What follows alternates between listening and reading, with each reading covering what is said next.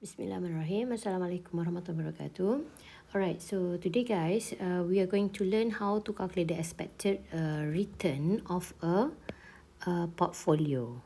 Okay, so last week we have done the expected return and risk, okay, for a single asset. Okay, single asset. Last week we have done to calculate expected return either for A or for B. Okay, so either one. Okay, one only. Single asset. So today we continue expected risk and return of a portfolio, which is portfolio means here more than one asset. Okay, portfolio more than one. More than one asset. Okay, such as we could have asset A and B, okay, A and B, or A and B and C. Maksudnya kita nak invest dalam kesemua ni, A and B and C. Okay, alright, so to calculate the expected return of the portfolio, so you can see here the formula of RP. Okay, RP is the expected return of the portfolio. Okay, is equal to sum of, okay, WJ times R cap J.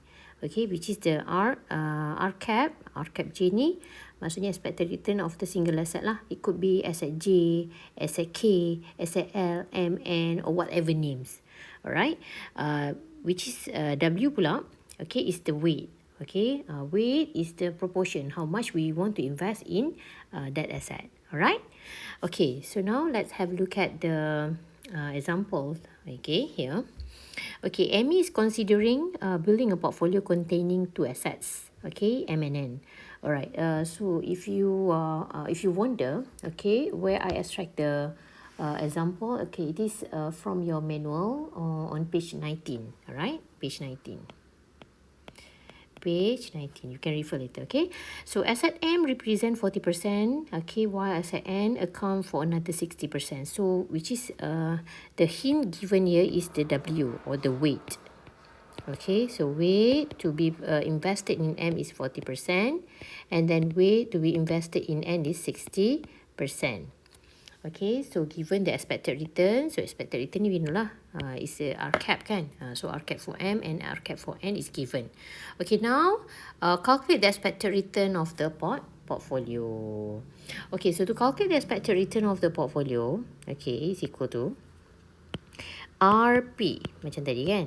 Okay, is equal to sum of weight times dengan R cap. Okay, I ke, J ke, okay, it's up to you. Alright, so we know here kita ada RM and RN. Okay, so dia dah given the expected return, so we can terus kira je lah. Okay, which is we know that 40% will be invested in M, so 0.4 times 14, and then plus, okay, 60% in N, so 0.6 times 20 ni given. Okay, so when you work out, the expected return of the portfolio is equal to 17.6%.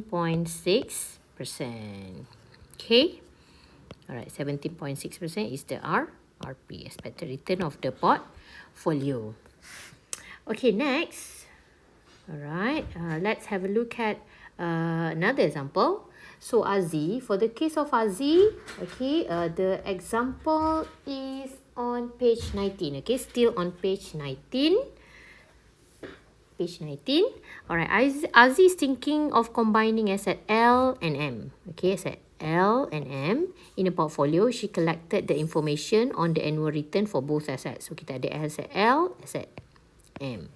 Okay, so 40% will be invested in L, 60% will be invested in M. So given the year 2013, okay, up to 2018, so yang dia bagi dekat sini ni is the annual rate of return. Okay, it's not yet the expected return. Macam dalam question yang just now, dia terus bagi kita the expected return.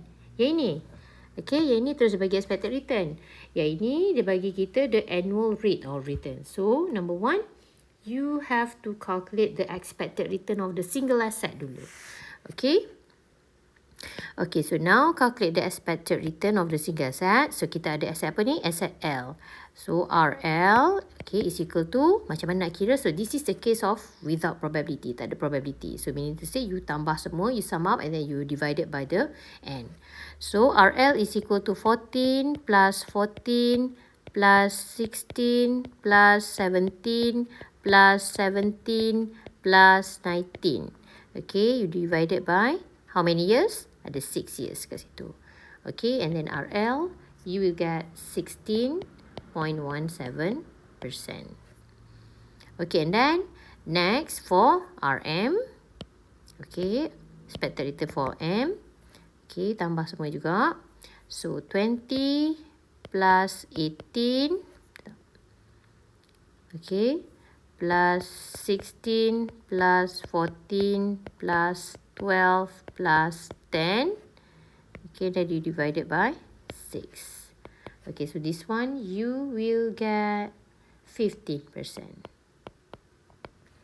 Alright, so now we can calculate the expected return of the portfolio. Okay, kita tukar color merah pula. Okay, so expected return of the portfolio, RP is equal to, so kita tahu dah weight dia 40, 60. So, 0.4.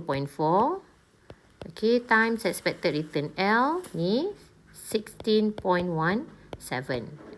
Okay, and then plus weight for M ni 60. 60 maksudnya 0.6 time ini expected return for M 15%. Okay, dah masukkan dalam formula, then you calculate. You will get the RP is equal to, alright, 15.47%.